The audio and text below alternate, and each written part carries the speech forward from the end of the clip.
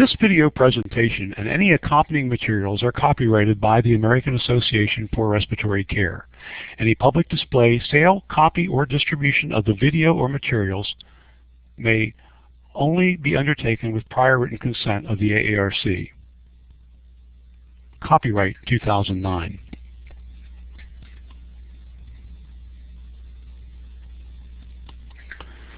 My name is Bill Dubbs. I am the AARC Director of Education and Management Services, and I welcome you to today's webcast on implementing an asthma disease management program. The AARC remains committed to providing our members with current information on topics of interest through the convenience of webcasting, and we thank you for participating. This program is sponsored in part by an unrestricted educational grant from Monahan. Reagan Hickey will take a few minutes to familiarize you with our sponsor. Thank you, Bill. With an estimated 12 to 15 million Americans having asthma and upwards of 30 million having diagnosed and undiagnosed COPD, it's crucial to be able to provide the most advanced medical devices to treat asthma and COPD. With Monahan Medical, you can be assured that only the most sophisticated methods are used to design, develop, and manufacture their AeroChamber product lines. The Monahan brand AeroChamber has been the #1 leading valve holding chamber since its inception in the 1980s. Monahan continues to develop new and exciting aerosol delivery devices to improve upon respiratory care and asthma management.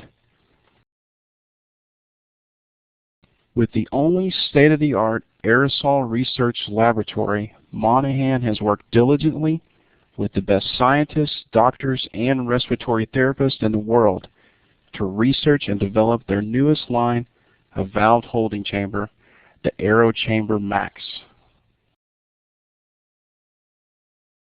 The AeroChamber Max is a revolutionary valve holding chamber created to virtually take all the guesswork out of aerosol delivery. The only chamber with the flow view indicator, Monahan is enabling providers for the first time to be visually assured of proper inhalation during inspiratory maneuver. As a leader in the manufacture and sale of aerosol drug delivery devices and asthma management products, Monahan is dedicated to the advancement of respiratory care and its professionals. A corporate sponsor of the AARC and a Zenith Award winner in 1993, 1996, 1999, 2001, and 2004, Monahan continues to lead medical science behind caring for your lungs in sickness and in health. This year, Monahan celebrates its 25th anniversary, helping patients breathe easier. Back to you, Bill.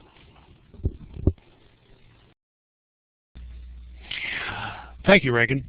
At the completion of this AARC webcast, participants will be able to state 3 reasons why it is appropriate to establish an asthma disease management program in a primary care practice. They will be able to list the types of data to be collected in the program needs assessment, discuss the educational elements of an asthma disease management program, and discuss the patient outcomes data that should be part of an asthma disease management program. It is my pleasure to introduce today's speaker, Dr. Tim Holt. Tim is a registered respiratory therapist, an AARC fellow, and a certified asthma educator. Tim is a professor of cardiopulmonary respiratory care at the University of South Alabama in Mobile, Alabama. Tim also currently serves as president of the Association of Asthma Educators. He has published articles on pulmonary physiology, respiratory therapy equipment, and inhaled medications in the peer-reviewed literature and other publications. He has presented at state, national, and international scientific meetings. Tim and the faculty at the University of South Alabama created and operate an asthma and COPD program at the Victory Clinic for the Uninsured in Mobile, Alabama. The AARC discloses that Dr. Holt is compensated as a reviewer of applications submitted to the AARC's self-management program, asthma self-management program. Tim, welcome to the program. Well, thank you very much, Bill. It's a pleasure to be here this afternoon or this morning, again, depending on where you are. And what we're going to do today is take some time to look at how one might implement an asthma disease management program. I might mention that there are lots of different places physically that an asthma disease management program can be accomplished. And I want to refer the listeners to a book that came out from the NAEPP, the National Asthma Education and Prevention Program, called Making a Difference in the Management of Asthma, a Guide for Respiratory Therapists.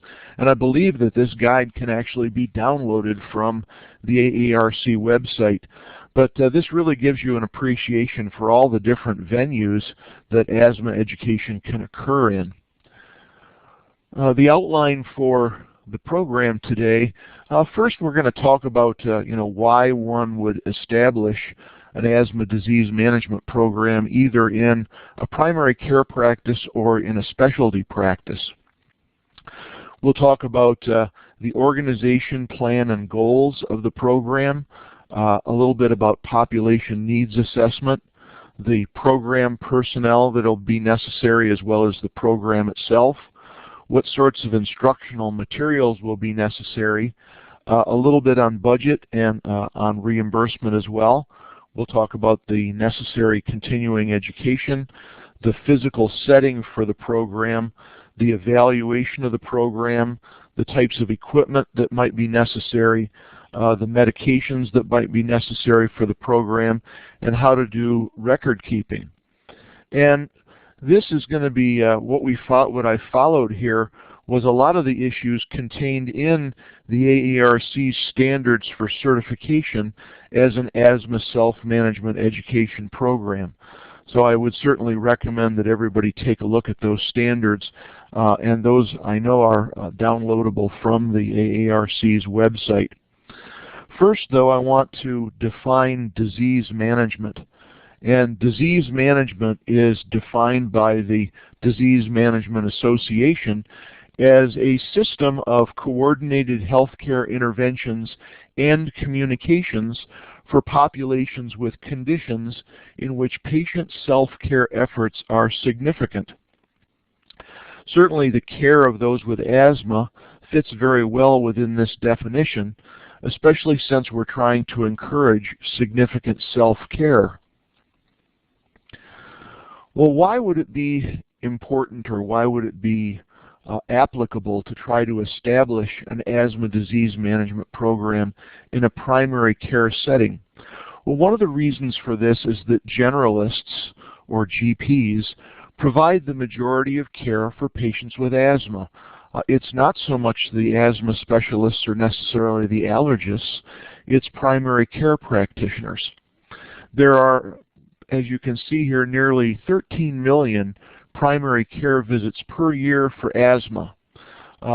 In a separate statistic, there are 32 million health education services for tobacco use and exposure. So I think that it behooves us that when we care for especially adult asthma patients, that we either be prepared for tobacco use intervention or that we have a place to refer our patients to for tobacco use and exposure intervention. There are many, many educational services being provided for asthma education, and there are lots of prescriptions written for anti-asthmatic and bronchodilator drugs. Excuse me. So there are lots of opportunities for us to work in the primary care setting. In addition, simply the number of hospitals is decreasing, and the number of therapists working in hospitals is decreasing. I know the AARC's numbers for percentages of respiratory therapists that are working in hospitals continue to decrease each time that survey is done. Another reason for doing asthma care outside the hospital is that it's simply too expensive to care for asthma in the hospital. I suspect that the DRG reimbursement for the care of a patient in the hospital with asthma probably does not cover their actual expenses in the hospital. It's certainly an ideal setting for respiratory therapists to practice health promotion, disease prevention, and case and disease management. And even though 55% of primary care practitioners know about the asthma guidelines, only about a quarter of them actually use them. So there's a lot of opportunity for respiratory therapists in the primary care practice. That's what we do at the Victory Partners Clinic in Mobile. And I'll talk more about that later as we go along. Why would you want to establish an asthma disease management program in specialty care? Well, there's going to be a greater concentration of patients. At the Victory Clinic, we only see 5 to 10 patients a week, and we only operate on Wednesday mornings. So I came today from the clinic where we, saw 5 patients or so. You might have to spread yourself out among a number of different primary care practitioners' offices if you were going to do it in primary care, where if you were going to have your program in specialty care, there's certainly going to be a larger number of patients, and you may not need to move your program around quite so much. Another reason for establishing your program in specialty care is the limited time available for physician-patient interaction. Now, most of the time when a patient goes in to see their physician, they may only see the physician for 10 or 15 minutes.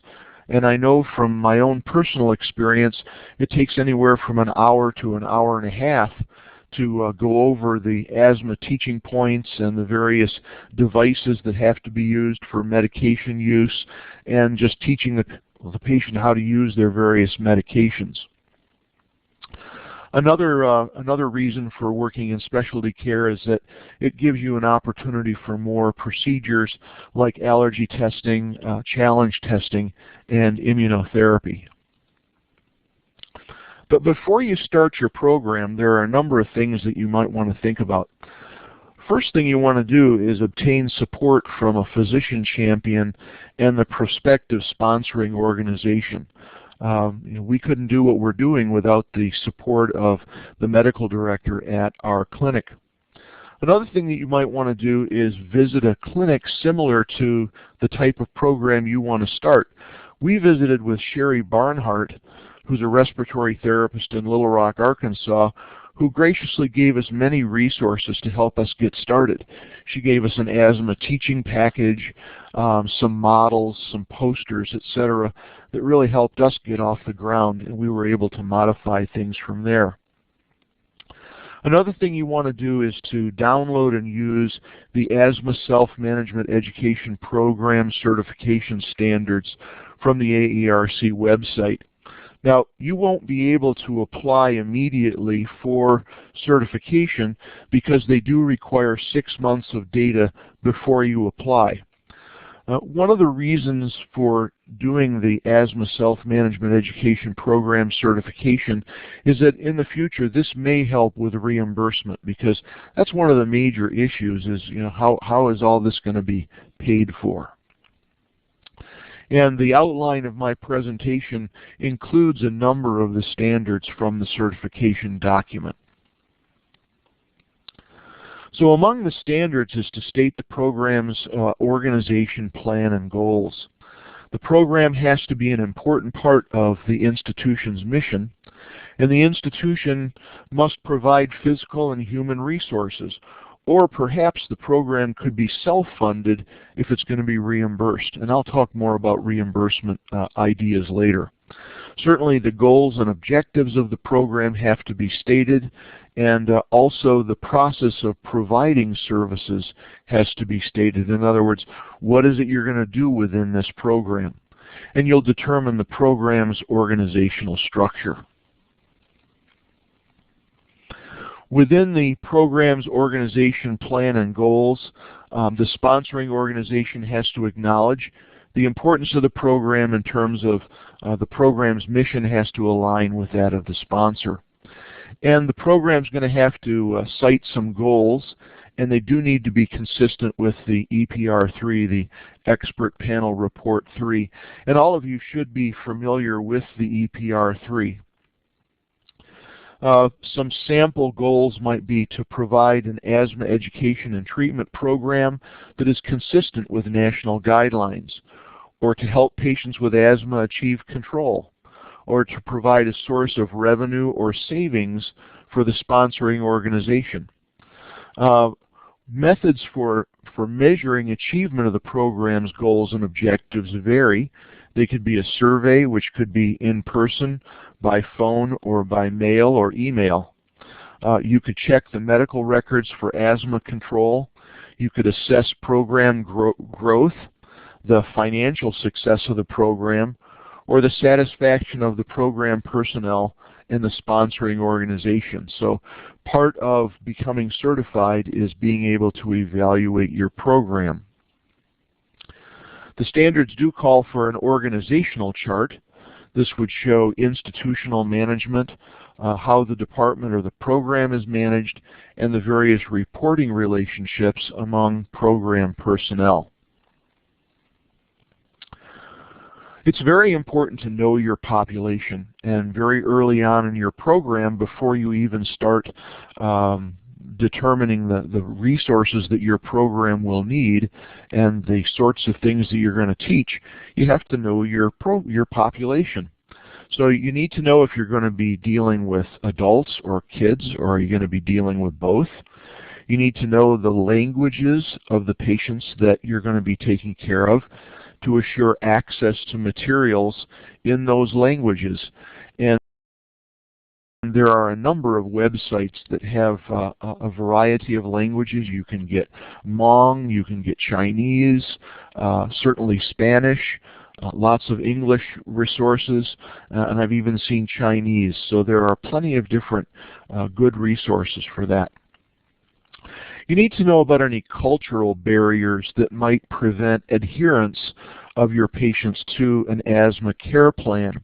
So you want to look at the cultural competency material under resources at AARC.org. There's also an asthma cultural competency monograph that's available from the Association of Asthma Educators, and that's currently being revised to keep up to date.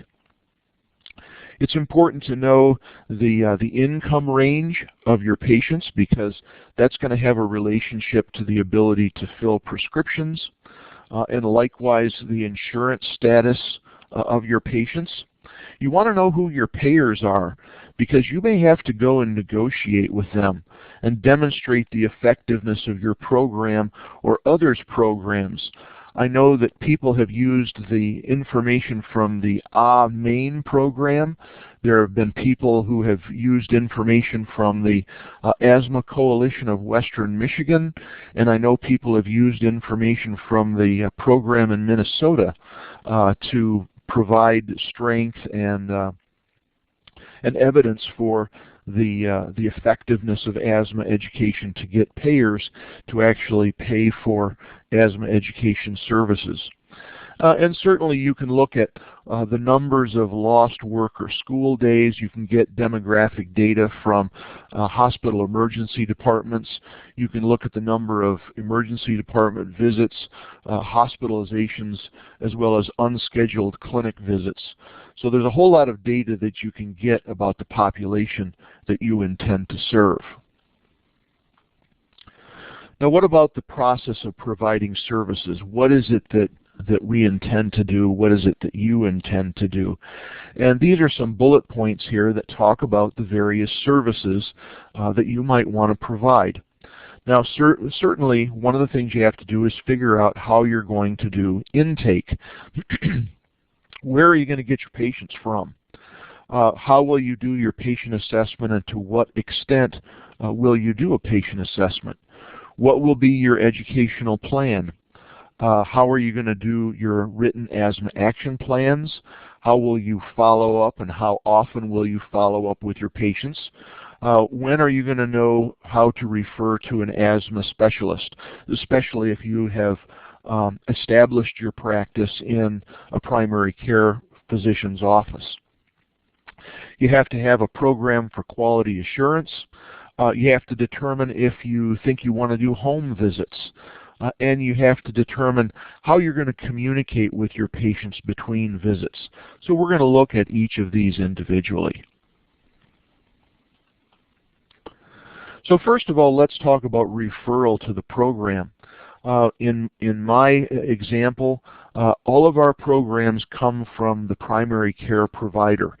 So the medical director of our clinic or the nurse practitioners who work there, once they have seen a patient once or twice or a number of times, they may discern either from their history or from what the patient says to them that they in fact have asthma or they have symptoms that are asthma-like, and they refer those patients to us.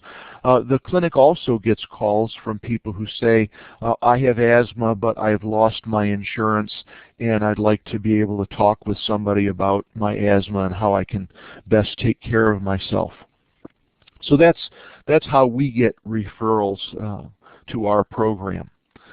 Once the patient is enrolled, there is patient assessment. So basically what we do is a targeted history and physical of the upper airway and the respiratory system, and we always include spirometry and a review of current medications. The upper airway has to be assessed for sinusitis, rhinitis, the presence of polyps, and vocal cord dysfunction, which are all comorbidities and mimics of asthma from the upper airway. As you know, spirometry is an essential element of this assessment for classifying the severity of asthma and assessing control, and it should be done at each appointment. Also, we take a look at the current medications for breathing to assess their effectiveness and to look for medications that may interact with asthma medications, such as beta blockers. Now, what about the education program? Well, we have to have a patient teaching package or book. And what we've done is, as I mentioned before, we went and visited Sherry Barnhart, and she gave us the book that she's been using, which is one she developed, and we've been able to modify that for our particular needs. So there's no real need to reinvent the wheel here. There are plenty of teaching materials available. And within this teaching package, we have a number of things: basics of asthma, what is it, what's it caused by, and so forth. And when we're doing the basics of asthma, we have some diagrams, and we also have some models of the lung so that we can show the patient what's going on in their lungs when they're having asthma or an asthma attack. We talk about triggers and how to avoid them. We talk a little bit about some of the different types of asthma, such as allergic asthma, exercise-induced asthma, asthma that's caused by changes in the weather or emotion, or etc. We talk about medication use, the various medications that are provided. We talk about cleaning and disinfection of any equipment that they might be using, particularly nebulizers, which, as you know, is fairly rare in the asthma population. We talk about the side effects of medications, and then we have a list of both internet and telephone resources that we might need. So here's just a picture of myself talking with one of our patients at the Victory Clinic. The action plan is really important, and those of you who have read the EPR3 and the EPR2 know that having a written asthma action plan has the support of evidence A. So if you know about evidence-based medicine, one of the things that you want to look for and that you want to practice is anything that is supported by evidence A, and the asthma action plan is one of those things. The asthma action plan talks about the daily actions that the patient has to do, and this can be based on either symptoms or it can be based on peak flow. I know that the EPR2 perhaps had a greater emphasis on peak flow, but the research that's been done on peak flow says that it's not necessary for all patients with asthma to do peak flows, and certainly we can plan daily actions based on symptoms, not always just by peak flow. Another thing that the asthma action plan has is how to recognize distress and how to do peak flow monitoring. So those are the things that go on the asthma action plan. Tim? And just as I mentioned that, yes. Charlie Brooks had a question. If you look down in the chat area, you can see it's a rather lengthy question, but a comment there. Could you read that and comment on that, please? Sure.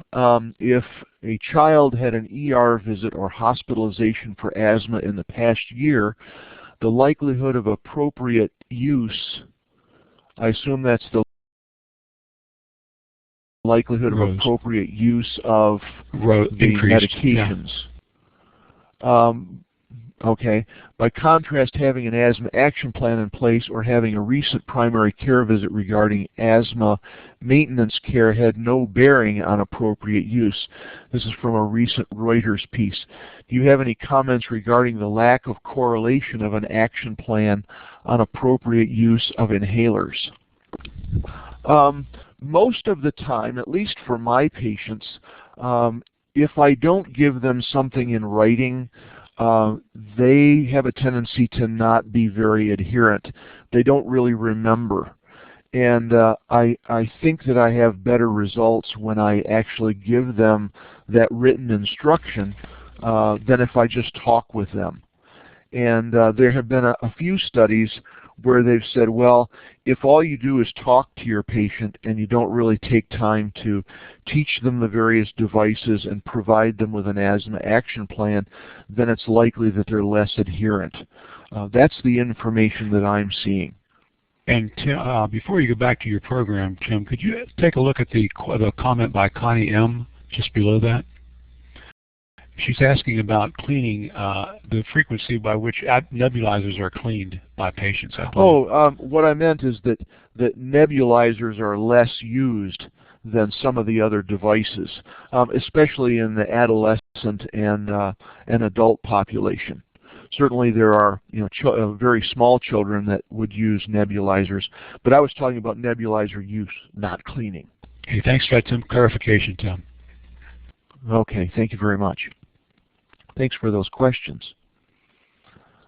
So moving on, whoops, I see, I'm sorry. I went back to the first question. I went back to the beginning.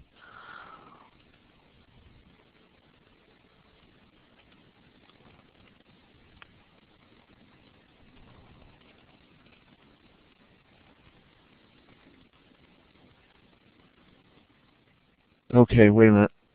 Go back. Let me do it. There we go. Okay, so there we're on the right page. Well, what about follow-up? Typically what I'll do is I'll ask my patients after the first time that I've seen them to come back in 2 to 4 weeks. Usually it's 2 or 3 weeks until control is achieved. And of course control is defined in the EPR3 in the tables for asthma control. And then once that control is achieved, I like to see my patients perhaps every 3 to 6 months or in the event of loss of control. And sometimes they do this and sometimes they don't. My population tends to be highly transient. When we did a program evaluation study a few years ago, we looked at the 41 asthma patients that we had to date, and we were only able to find 20 of them because the other 21 had either moved or their phones got cut off or they were just gone. They were lost to follow-up.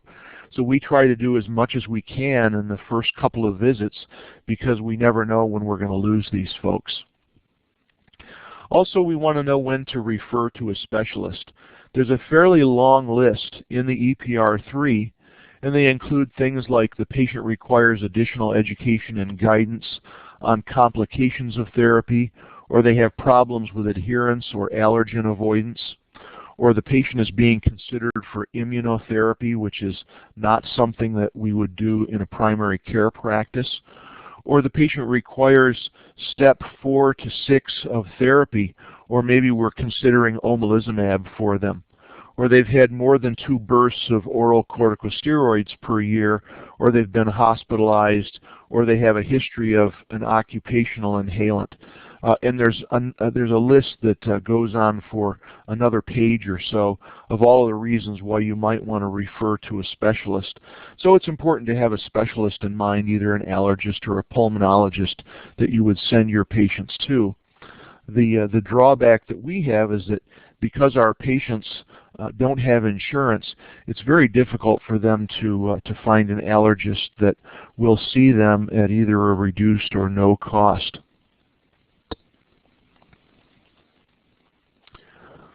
Well, how will patients communicate with the program? They can communicate by phone. There may be a way of communicating by email. It's important to have a form. The Victory Clinic does have a form for people who call into the hospital, and they'll just sort of make a pile of these forms for me, and I'll address those when I come in. Obviously, if the patient is in distress, the patient can come in and they can receive, an albuterol treatment from one of the other staff in the clinic when we're not there, when it's not a Wednesday morning. Another thing to consider is whether or not your program is going to do home visits. Some programs do that.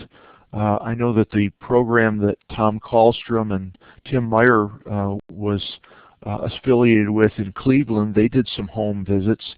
The program in Grand Rapids, Michigan also does some home visits. So these are some of the things that you can do if you decide you want to do home visits.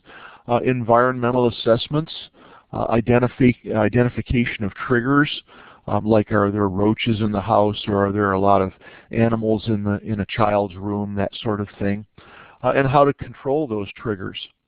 A couple of the issues that are really important to consider when you're thinking about home visits. One is the safety of your personnel. If you're sending your personnel into the inner city, how do you know that your program personnel are going to arrive and depart safely?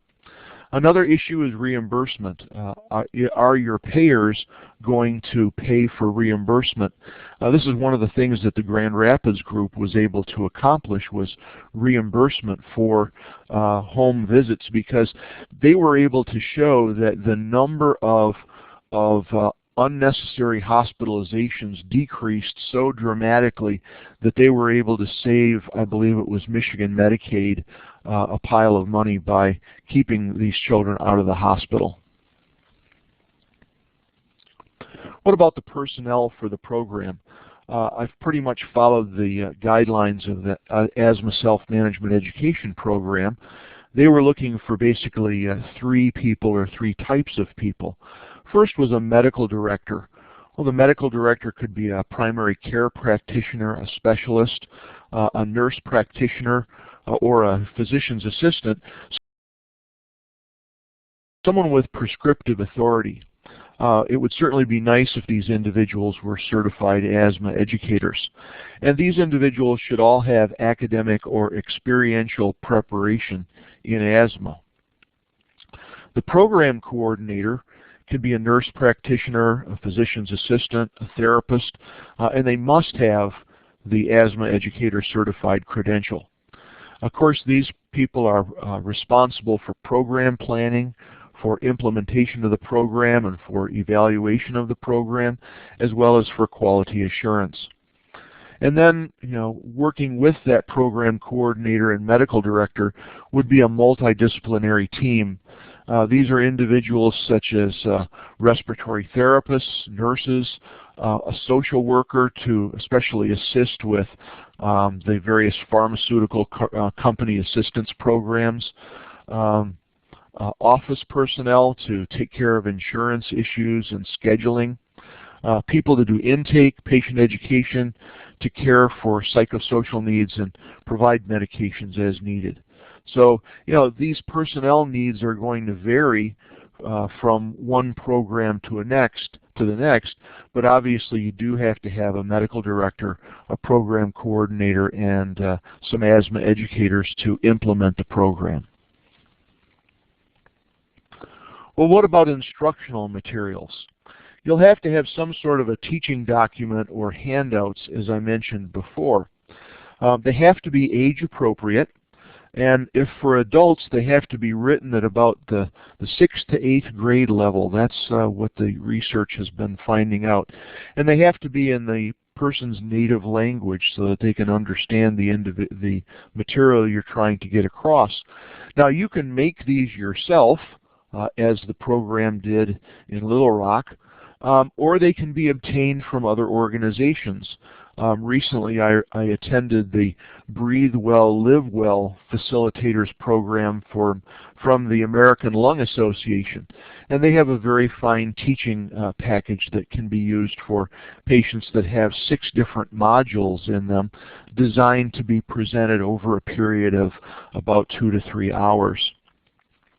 There are also programs available from the manufacturer, like our sponsors program called Doc Monahan. Other instructional materials you'll need will be some placebos. I know these have been hard to get lately, and I'm actually not aware of any HFA placebos. We have just been using expired MDIs and not actually inhaling from them, but rather using them as demonstration devices. There are some good posters and charts. Recently I came upon a poster of most asthma medications that was available from AstraZeneca. So you could ask your hospital rep or your clinic's rep from AZ for their asthma medication poster. You should be able to get spacers and peak flow meters, at least samples, from some of the manufacturers. And it's nice to have a lung model, and a number of the pharmaceutical companies have nice lung models. Now that they're not handing out so many pads and pens, perhaps they're going to provide more educational materials. What about the money? It's all about the money, as the saying goes. In the budget, you have to have money for personnel, equipment, supplies, and perhaps even a facility. And again, that's going to vary widely. In terms of reimbursement, you may have to work with payers. You might have to go out to the major payers that you intend have to reimburse your program and convince them of the effectiveness of your program or other like programs, and simply show them that this is going to be a cost-effective investment for them to make. There are CPT codes available for asthma education, for spirometry, and for checking inhalation technique.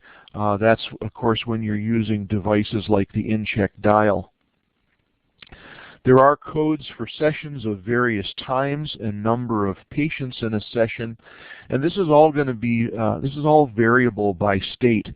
So what happens here in Alabama may be totally different than what happens in Maine or Minnesota or Washington.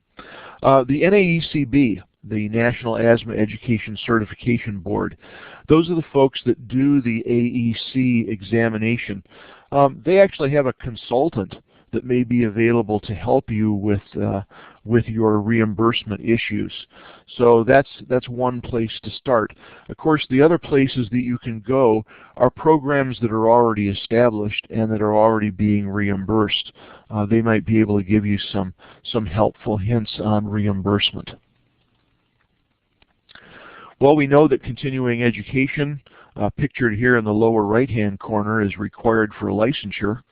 There are a lot of different groups that are providing continuing education for asthma educators, like the AARC and the AAE. The hours that are required are going to vary by state and profession, and it's important that you include this in your budget and scheduling so that people can get away for their continuing education. Now, the physical setting, of course, is going to vary. If you want to set up a program in your hospital, then of course you may already have your physical setting there. If you're thinking about doing this in a clinic, in a freestanding clinic or in a primary care practitioner's clinic, you need to have some spaces that I've delineated here. some administrative space, some examination rooms. For example, we use 2 examination rooms in the particular clinic where we are, and we share that on other days with a wound care program and so forth, so we just need a little cabinet to keep our placebos and teaching materials in. You'll need a place to have small groups or meetings, and then other things like restrooms, a waiting room, reception area, record storage, and materials and pharmacy storage will be necessary for you to provide care in your particular setting. Well, the program, both the patient outcomes and the program outcomes, will have to be assessed. Again, this is a really important part of the asthma self-management program of the AAE. Among the patient outcomes that you can look for are patient satisfaction, asthma control as defined by EPR-3, and then some of the demographic things like days of lost work or days of lost school, emergency department visits and hospitalizations, unscheduled clinic visits, the frequency of prescription refills, the normalcy of spirometry, compliance with medications, and an improved understanding of asthma.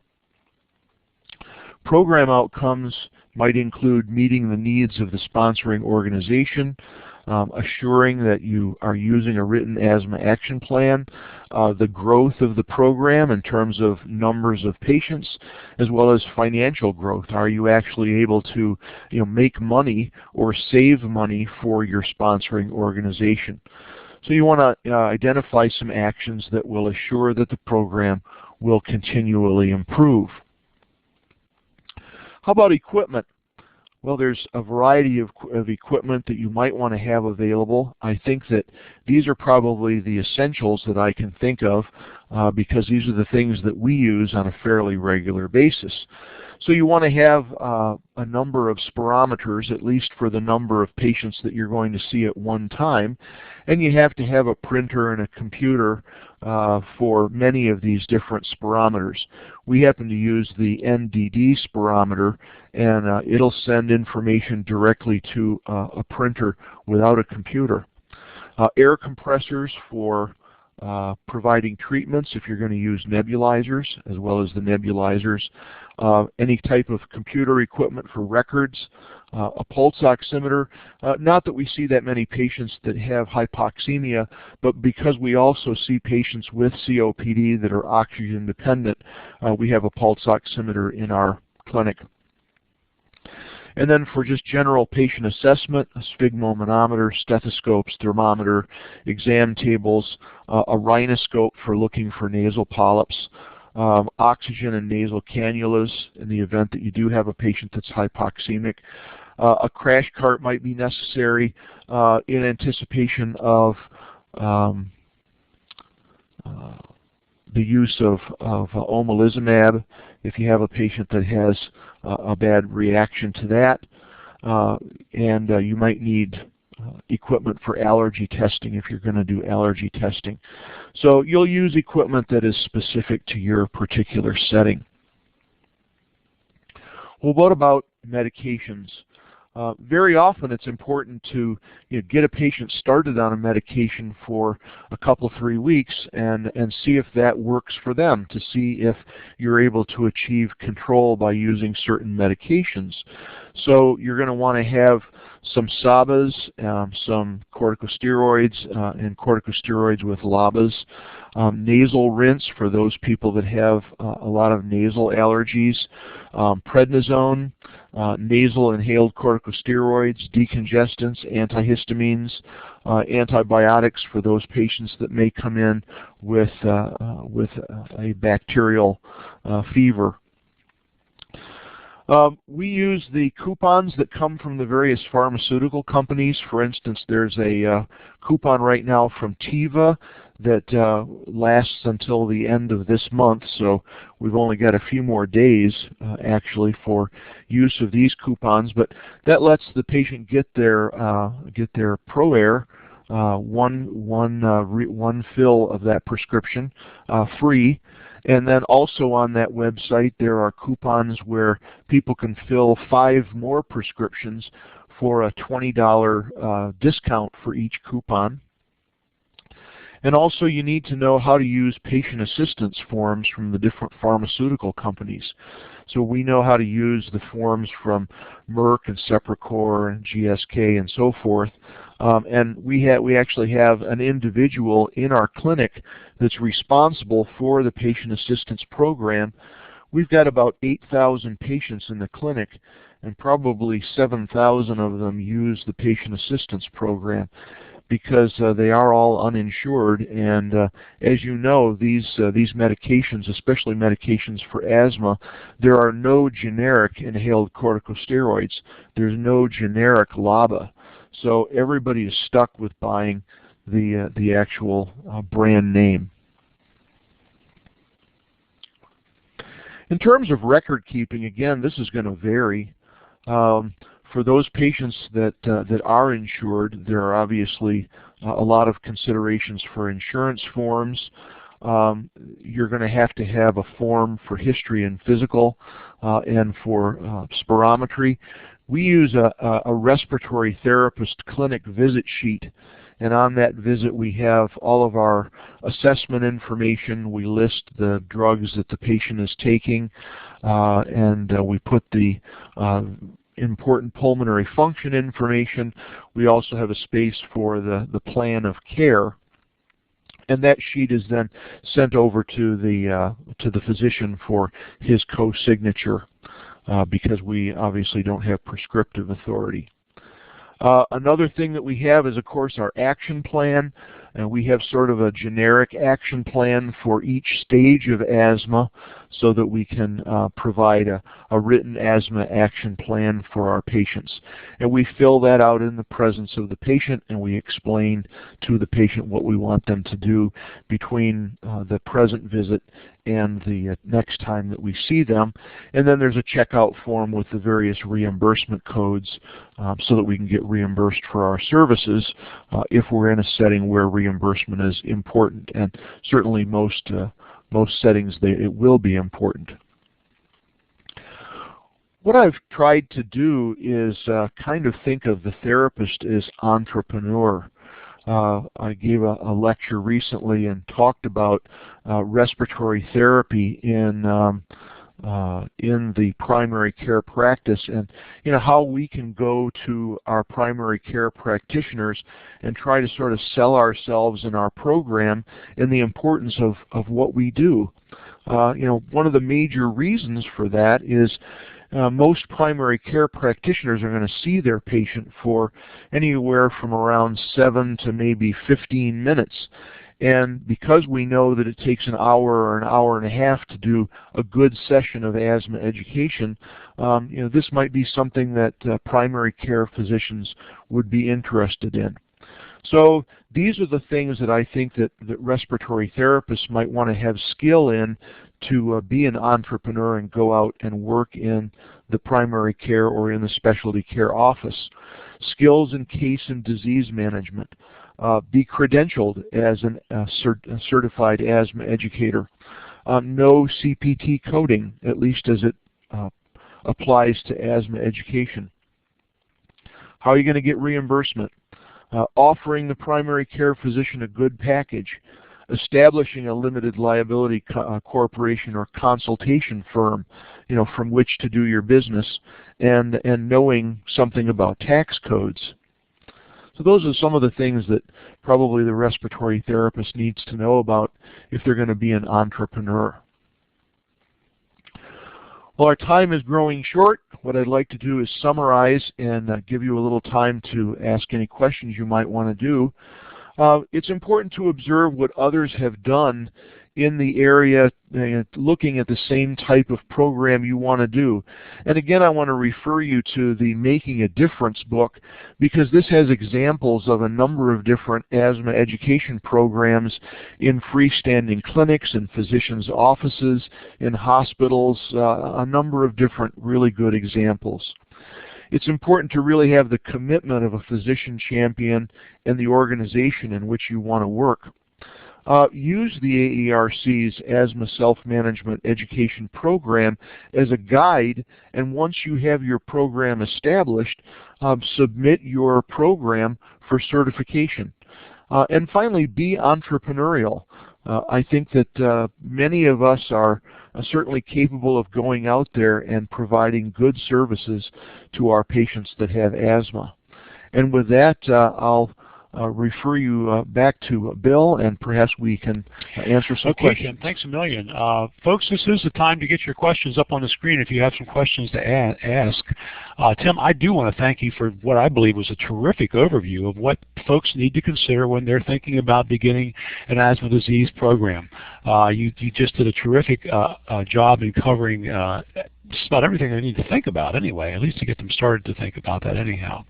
I did want to clarify one thing, Tim, you had said earlier in the presentation about the number of respiratory therapists working in hospitals decreasing. You are absolutely correct about the percentage of respiratory therapists that are working in hospitals decreasing, but in reality the number of therapists in the profession, the number of active therapists has increased, and actually there are not that many fewer therapists working in hospitals, but indeed a smaller percentage. And we will have the results of our new human resource study presented at the summer forum in just a few weeks, and we will be able to clarify that even further. That was precisely my meaning. Oh, okay, great. Okay. Yeah, that was my meaning, yes. Okay, good. I wanted to ask you, though, how do people go about getting information about the availability of pharma coupons? You would go to the various websites, and for instance, you'd go to AZ and ask them if they had any coupons for Symbicort. Okay. And you might have to contact us, or you might want to actually ask the pharmaceutical representatives that come to your hospital. Okay, are these generally limited to people with limited financial means? Well, since these are dropped off at our particular clinic, certainly they apply to our patients, and I suspect that may be the case. Okay. Okay. There are a couple questions in the chat area. If you take a look at those, Tim, and then we'll have to go ahead and wrap up our show today. In terms of pediatric methacholine challenge, I have no experience in that. If the individual wants to email directly to me, I would be happy to refer them to my colleagues that do that. Okay. And there is a question about reimbursement. Is there no reimbursement for asthma disease management? Okay. There is reimbursement for asthma disease management. It varies from one location to the next. And what you would have to do is get in touch with the places that do have reimbursement for asthma management and find out how they do it. One of my colleagues at Yale University has a reimbursed program. The Maine program is a reimbursed program. The people at the Asthma Coalition of Western Michigan have a reimbursed program. So probably the best way to determine how to get reimbursement is to talk to some of the people who have programs that have been successful with doing that. Okay. Now, for those of you that are watching this as a live presentation, please stay with us during the next brief pause for instructions on how to obtain your CRCE contact hour. If you are watching this program as an archive, this concludes our presentation.